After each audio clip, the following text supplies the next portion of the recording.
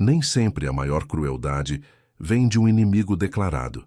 Às vezes ela chega de dentro de casa, vestida de seda, com sorriso nos lábios e instrução passada em voz baixa para um segurança de colete preto. Mirella não foi ao noivado da cunhada esperando uma guerra.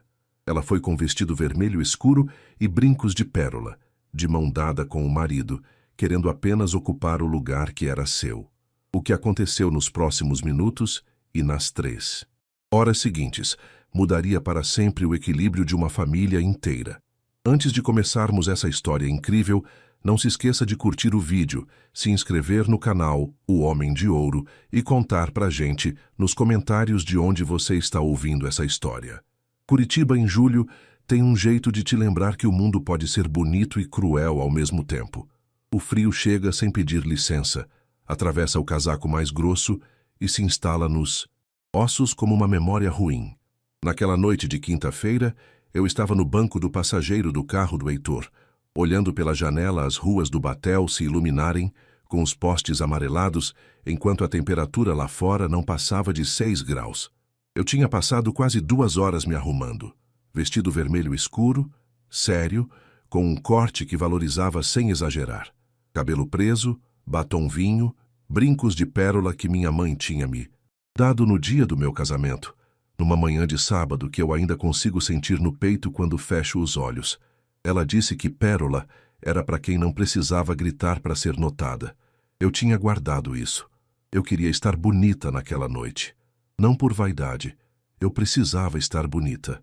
Quando se entra na família Caldeira, você aprende rápido que aparência é moeda de troca e que qualquer deslize, uma maquiagem pesada demais, um sapato fora de lugar, um vestido que a Solange considerasse inadequado, pode virar assunto de jantar por semanas. Eu sabia disso. Eu tinha aprendido da pior forma, nos primeiros anos, antes de entender as regras tácitas daquele clã. O noivado da Tamires era num espaço de eventos no Água Verde, um daqueles lugares com fachada de mármore polido e manobristas de colete preto que ficam parados no frio sem demonstrar que sentem nada. A lista de convidados tinha passado de 200 pessoas. A Solange, minha sogra, tinha se encarregado pessoalmente de coordenar os detalhes com a mãe do Caio, o noivo. Era o tipo de evento que ela adorava, uma vitrine, um lugar para aparecer, para ser vista, para distribuir sorrisos calculados e abraços de fachada com aquela leveza treinada de quem passou anos aperfeiçoando o papel de matriarca generosa. E eu sabia faz tempo, que naquele tipo de palco, eu nunca fui parte do elenco que ela escolheu. Heitor estava quieto no volante durante todo o caminho.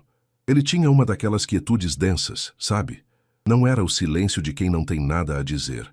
Era o silêncio de quem está pesando cada palavra antes de soltá-la, de quem está calculando o peso exato do que está por vir.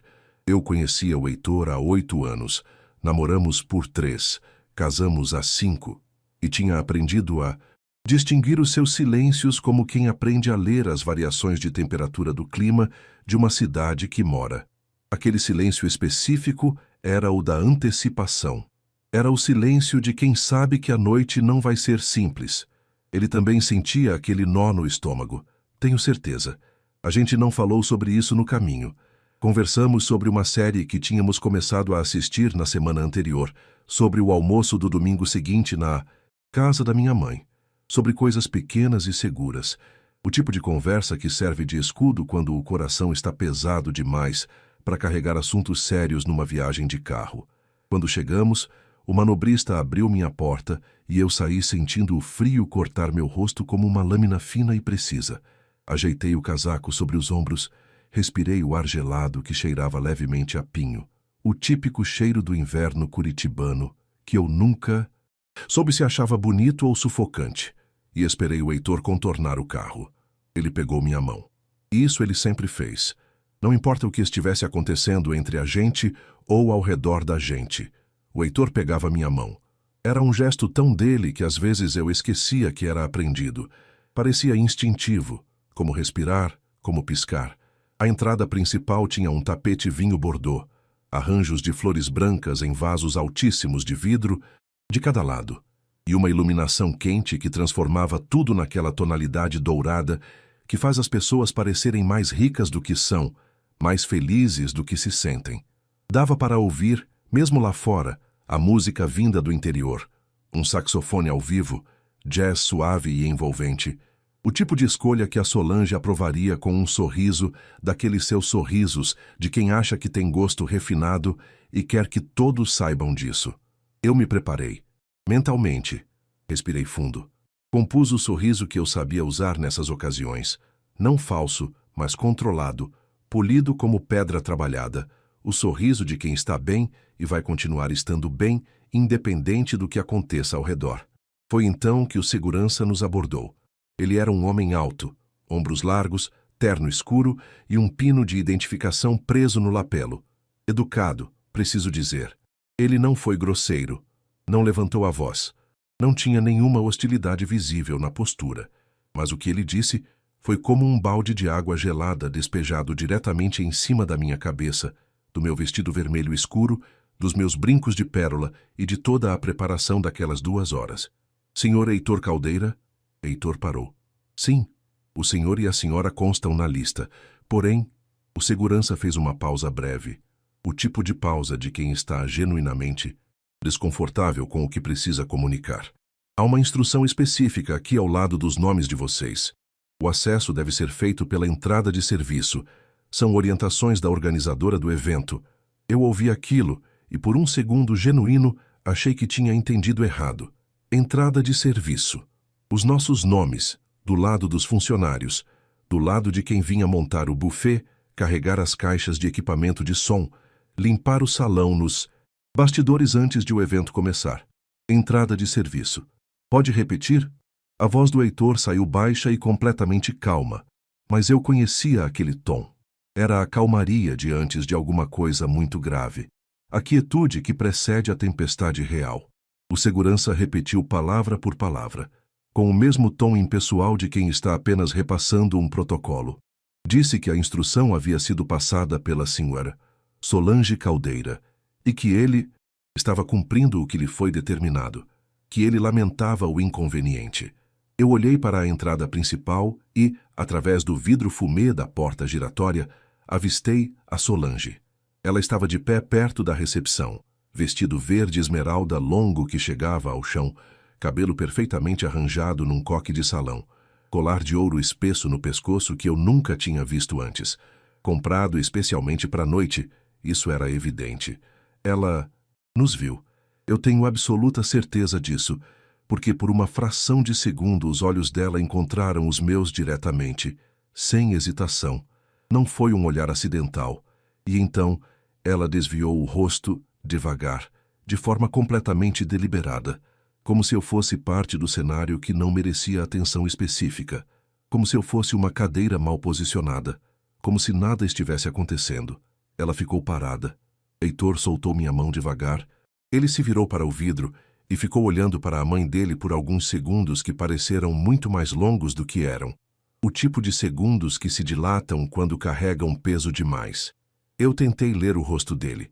Estava aprendendo a fazer isso ao longo dos anos, decodificar o Heitor quando ele fechava a expressão. Mas naquela noite ele estava além de qualquer código que eu conhecia. Era uma expressão que eu nunca tinha visto nele em 8 anos. Algo entre uma decepção que tinha atravessado o ponto sem retorno e uma espécie de finitude silenciosa. Como quem vira a última página de um livro que custou muito a terminar.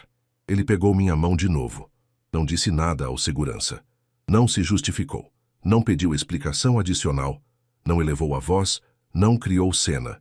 Simplesmente me girou de costas para a entrada principal. Me guiou de volta ao manobrista e pediu o carro com uma tranquilidade que, naquele momento, me pareceu a coisa mais corajosa que eu já tinha visto alguém fazer em silêncio. Heitor, eu falei bem baixinho, só para ele ouvir. Eu sei, ele respondeu, sem me olhar, os olhos fixos na rua à nossa frente. Eu sei, Mirella. Enquanto esperávamos o carro voltar, eu senti o frio de Curitiba de um jeito diferente. Não era mais só físico, não era só a temperatura de 6 graus que mordia minha pele por baixo do casaco. Era aquele tipo de frio que entra quando você percebe que uma coisa que você fingiu não ver por muito tempo acaba de ficar grande demais para caber no espaço que você tinha reservado para ignorá-la. Eu pensei na primeira vez que a Solange tinha me chamado de a escolha do Heitor, num tom que deixava absolutamente claro que não era um elogio. Pensei nos natais em que ela me presenteava com coisas que eram claramente regifts, objetos sem significado, sem embrulho cuidadoso, sem bilhetinho, enquanto as noras das amigas dela ganhavam joias e pacotes de viagem. Pensei nos jantares em família, onde ela me interrompia no meio de uma frase com uma leveza proposital, que fingia ser distração, e na vez em que disse, com aquele sorriso doce e envenenado que eu aprendi a temer, que eu tinha muita sorte de ter conquistado o Heitor considerando minha origem simples. Eu nunca revisei nenhuma dessas coisas. Nunca respondi. Engoli porque o Heitor era meu marido, e eu não queria ser a pessoa que criava conflito, porque eu acreditava, ingenuamente, eu sei bem disso agora, que paciência e tempo resolveriam o que hostilidade criava, que um dia ela me aceitaria, que eu precisava só de mais tempo, de mais esforço, de mais silêncio. O carro chegou. A gente entrou. Heitor ligou o motor, mas ficou parado por um instante no estacionamento, as duas mãos firmes no volante, olhando para a frente sem ver nada específico. Me desculpa, ele disse, com uma voz que carregava peso demais para caber em duas palavras. Não é você quem precisa se desculpar. Eu sei, mas eu preciso dizer assim mesmo. Saímos do estacionamento sem olhar para trás, e enquanto as luzes douradas do espaço de eventos sumiam devagar no retrovisor, eu não sabia ainda o que estava por vir.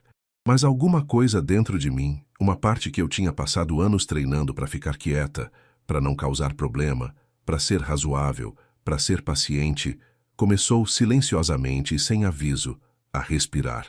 A gente foi para uma lanchonete no portão, um lugar simples, sem pretensão nenhuma, com bancos de couro sintético vermelho desgastado pelo tempo e um cheiro permanente de café passado, misturado com fritura, o tipo de cheiro que não pertence a nenhum lugar sofisticado e que por isso mesmo parece honesto de uma forma que me tocou naquela hora.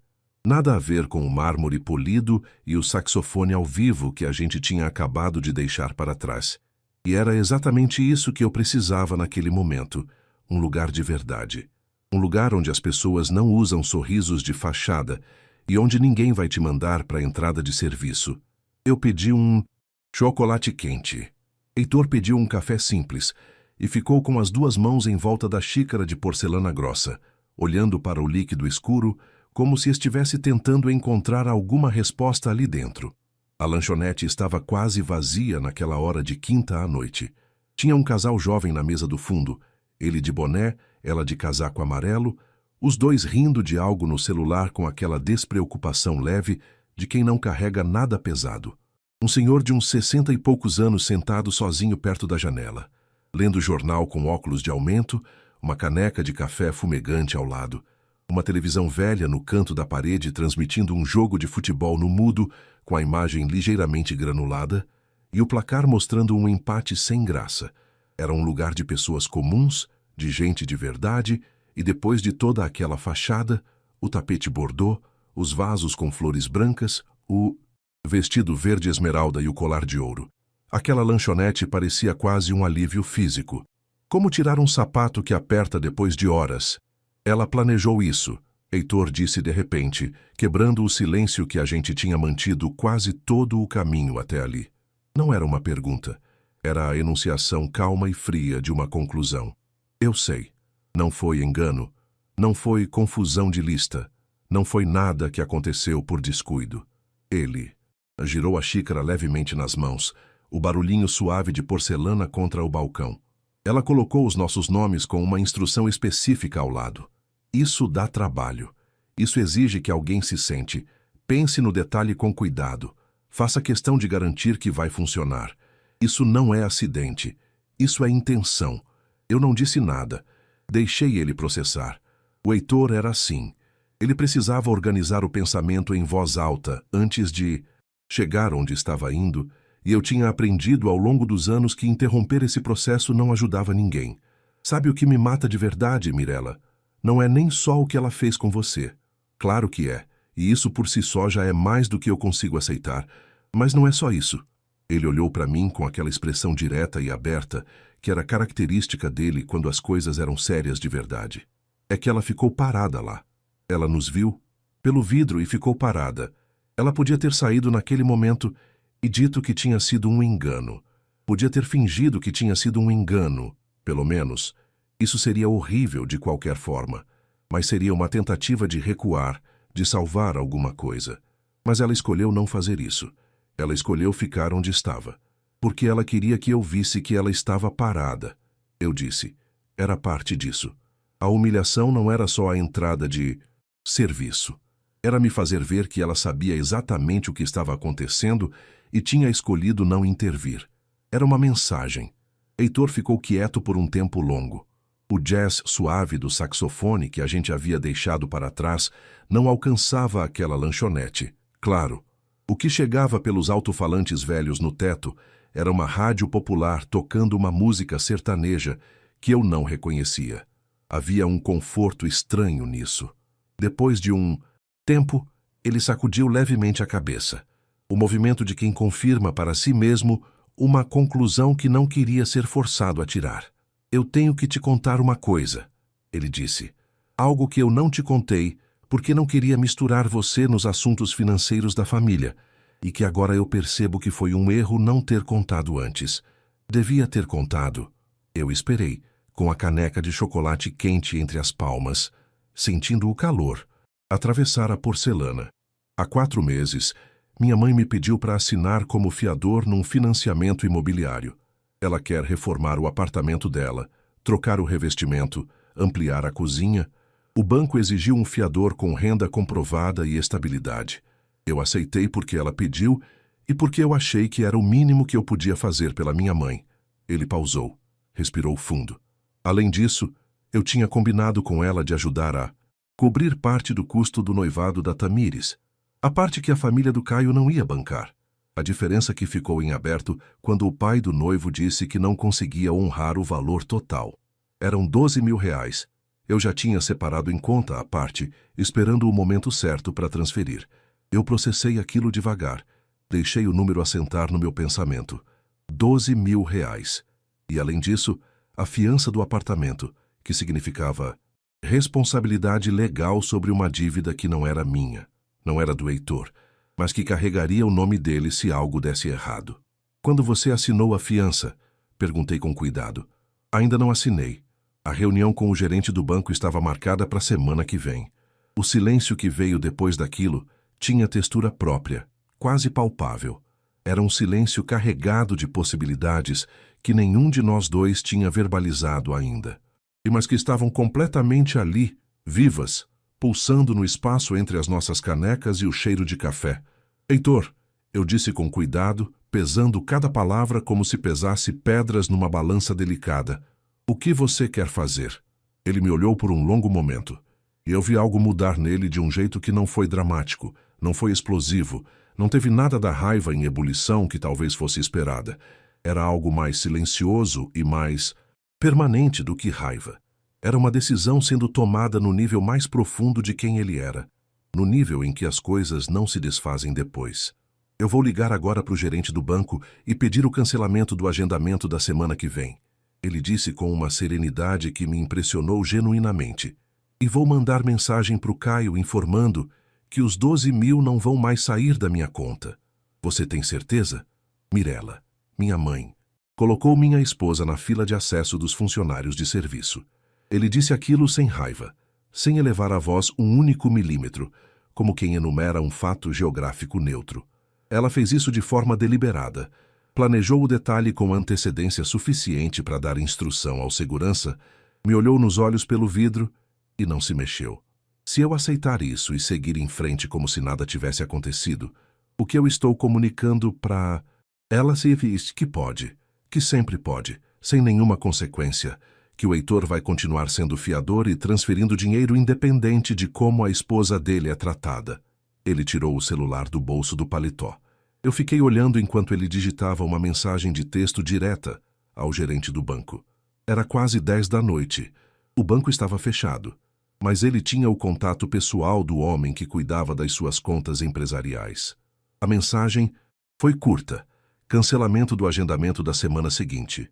Desistência da posição de fiador, sem explicações além do necessário. Depois abriu o WhatsApp e digitou uma mensagem para o Caio. Eu não li o conteúdo, mas vi que ela ocupava 2 parágrafos bons. A resposta do Caio chegou em menos de 2 minutos. Pude ver pela contração discreta do queixo do Heitor que não era uma resposta tranquila. Ele tá na festa, Heitor disse, colocando o celular de volta no bolso. Disse que isso vai arruinar o noivado dele, que ele não fez nada de errado e que não é justo que as consequências do que minha mãe fez caiam sobre ele. Eu fiquei em silêncio por um momento antes de responder, porque queria ter certeza de que o que eu dissesse era verdadeiro e não apenas raiva mal disfarçada. O noivado dele foi planejado com dinheiro que nunca foi garantido de fato. Eu disse, se a conta não fecha sem os 12 mil do Heitor, esse é um problema estrutural que existia antes dessa noite. Heitor assentiu uma vez, firme. É isso. Eu terminei meu chocolate quente, que já estava morno. Ele terminou o café. A gente pediu a conta, R$ 23, o que era uma diferença que não precisava ser dita em voz alta, mas que pairou no ar assim mesmo, a distância entre uma noite de fachada e uma noite de verdade. Fomos embora. No carro, o silêncio voltou, mas era completamente diferente do silêncio tenso da ida. Era o silêncio de 2 pessoas que acabaram de atravessar algo juntas e que precisam de um momento para deixar isso assentar, para deixar que a poeira de algo importante baixe antes de tentar ver com clareza o que ficou. Quando chegamos em casa, eu mudei de roupa, tirei os brincos de pérola com cuidado, guardei no estojo de veludo onde eles viviam e coloquei um moletom favorito desde a faculdade, desbotado e macio de tanto uso. Heitor foi para a cozinha e eu fui junto. A gente ficou sentado na ilha, com canecas de chá esquentando as mãos, e ficou conversando até quase meia-noite. Não sobre a Solange especificamente, mas sobre nós. Sobre o que a gente queria dali para frente, sobre limites que precisavam ter sido estabelecidos há muito mais tempo e não tinham sido, sobre o cansaço que acumula quando você fica engolindo coisas pequenas durante anos, até que elas ficam grandes demais para continuar chamando de pequenas. Foi a conversa mais honesta que a gente tinha tido em meses. E foi boa, foi estranhamente boa, na cozinha com chá morno e moletom desbotado, depois de uma noite que tinha começado de forma tão diferente. Eram quase 11 horas, quando o celular do Heitor, que estava em cima da ilha, começou a vibrar. 1 vez, 2, 3 chamadas seguidas, cada uma logo após a anterior, sem pausa. Ele olhou para a tela. Era a Solange. Heitor atendeu na segunda chamada. Eu estava do lado dele na ilha da cozinha, a caneca de chá ainda morna entre as minhas mãos, e dava para ouvir a voz da Solange no fone mesmo sem o viva-voz. Ela não estava falando, ela estava gritando. Não dava para entender cada palavra com clareza, mas o tom era absolutamente inconfundível. Era o tom de quem perdeu o controle de uma situação que achava que dominava completamente. Era o tom de quem construiu um jogo inteiro, moveu as peças com cuidado ao longo de semanas e achou que o tabuleiro estava garantido, estável, intocável. Heitor deixou ela falar por um momento sem interromper. Depois disse, com uma calma que eu admirei profundamente: Mãe, eu vou precisar que você abaixe a voz para eu conseguir ouvir o que você está dizendo. Ela abaixou um pouco, o suficiente para eu começar a captar fragmentos com mais nitidez, mesmo sem o viva-voz ativado. O Caio disse que você cancelou tudo. A Tamir está chorando no banheiro desde que soube. A festa toda, sabe? Todo mundo perguntando o que aconteceu. Você fez isso por causa dela. Ela disse dela, com um peso específico e completamente intencional, do tipo que não precisa de sobrenome, do tipo que carrega anos de distância e desdém numa única sílaba curta. Eu fiz isso por causa do que aconteceu hoje à noite.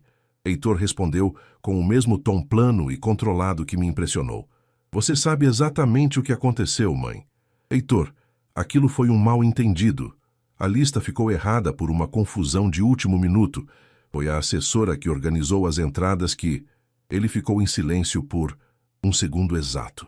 E eu pude ver no rosto dele, pela microexpressão que eu tinha aprendido a ler depois de 8 anos ao lado desse homem, que aquela palavra, mal entendido, tinha chegado da forma mais errada possível. Havia uma linha naquela conversa, tênue mas real, e a Solange tinha escolhido cruzá-la ao invés de recuar. Mãe, a voz do Heitor ficou mais baixa ainda, mais séria, do jeito que fica quando ele está sendo completamente sério e quer que isso seja entendido. Eu vi você pelo vidro. Você estava de pé a menos de 10 metros de onde a gente estava, do lado de dentro, no calor do salão, com seu vestido e seu colar. Você nos viu sendo informados sobre a entrada de serviço. Eu vi nos seus olhos que você nos viu, e você não fez nada. Não saiu, não veio, não sinalizou nada. Isso não é mal entendido. Isso é uma escolha que você tomou com consciência. A voz da Solange subiu um tom acima, cortando a linha. Ela falou sobre tudo o que tinha feito pela família durante anos, sobre o noivado da Tamires, que ela tinha organizado com tanto esforço e dedicação, sobre sacrifício, sobre como ela nunca tinha pedido nada em troca de nada. E a voz dela carregava aquela mistura específica de acusação e vitimismo que eu já tinha ouvido antes, não direcionada a mim diretamente, mas a outros, em outros, conflitos que eu tinha testemunhado de longe, nos anos em que fazia parte daquela família. Era uma estratégia que eu reconhecia. Ela sabia usá-la bem. Eu ouvi tudo aquilo de cabeça levemente baixa, os olhos no chá entre as minhas mãos, sentindo a caneca esfriar gradualmente, e senti aquela mistura estranha de cansaço profundo e uma clareza inesperadamente limpa, a clareza que às vezes aparece quando você percebe que uma coisa chegou definitivamente ao fim, que o capítulo está terminando se você quiser ou não, e que o mais honesto que você pode fazer é reconhecer isso. Eu não vou assinar a fiança, Heitor disse, cortando o fluxo dela com firmeza e sem crueldade calculada. E os 12.000 para o noivado não vão ser repassados, não porque eu quero punir a Tamires, e eu quero que você entenda isso muito claramente, porque a Tamires não é a responsável pelo que aconteceu hoje, mas porque eu não consigo continuar financiando um ambiente onde a minha esposa não é tratada com respeito básico. Isso é o mínimo, mãe. O mínimo que qualquer pessoa merece. E você está destruindo essa família por causa de uma mulher. E ali, algo em mim se moveu. Não foi raiva. Não foi o tipo de coisa explosiva e barulhenta que acontece em filmes quando o personagem finalmente perde a paciência depois de muito tempo. Foi algo mais quieto do que isso. Mais interior, mais definitivo. Foi o momento exato em que eu percebi, com uma nitidez quase dolorosa, que durante todos aqueles anos eu tinha tentado ser aceita por alguém que nunca teve intenção real de me aceitar. Que eu tinha engolido comentários sobre minha origem, disfarçado mágoas em jantares de domingo, sorrido em situações onde eu queria ir embora, passado anos inteiros sendo tratada como coadjuvante da própria vida do meu marido, e que quanto mais eu tentava, mais aquilo se tornava material para ser explorado de outras formas, e que o Heitor, que podia ter ficado do lado da mãe, que podia ter me pedido gentilmente para entender o jeito dela, que podia ter encontrado 1000 formas razoáveis e socialmente aceitáveis de não escolher ninguém, tinha me pegado pela mão e ido embora, sem hesitar, na frente do segurança, do manobrista de todos, pelo vidro de um salão iluminado de fachada numa quinta-feira de julho, com 6 graus lá fora. Isso valia mais do que qualquer desagravo público, mais do que qualquer coisa que eu pudesse ter planejado ou desejado. Você não está destruindo a família, eu disse em voz baixa para o Heitor, não para que a Solange ouvisse, apenas para ele. Você está protegendo a sua. Ele olhou para mim por um segundo e assentiu uma vez devagar, com aquela firmeza que não precisa de ruído. Mãe, ele disse no telefone, com uma voz firme e completamente desprovida de raiva, que era de alguma forma muito mais poderosa do que raiva seria, quando você estiver disposta a ter uma conversa com calma e com respeito pela Mirella. Eu estarei disponível. Até lá eu preciso desligar. Boa noite. E desligou. A Solange ligou mais 3 vezes naquela noite, com intervalos. cada vez menores entre as chamadas. Heitor não atendeu nenhuma. A Tamires mandou uma mensagem às 23h15 que misturava acusação e desespero em proporções quase iguais, dizendo que a festa estava constrangida e que o Caio estava transtornado. Heitor respondeu com uma frase: "Quando quiser conversar, pode me ligar." Ela não respondeu mais naquela noite. Nos dias que se seguiram, a história circulou pela família com a velocidade que... Histórias de família sempre circulam. Rápido, com acréscimos, com versões paralelas que ninguém reconhecia como suas. A versão que chegou até nós era que o Heitor tinha perdido a cabeça completamente, por influência. E todo mundo que ouvia aquilo sabia exatamente o que essa palavra queria dizer e a quem se referia sem precisar nomear. Mas o Heitor não entrou em nenhuma narrativa. Não mandou áudio em grupo de família explicando o que tinha acontecido. Não pediu que ninguém escolhesse lado. Não fez discurso nem declaração. Ele manteve o que disse, simples e sem ornamentos.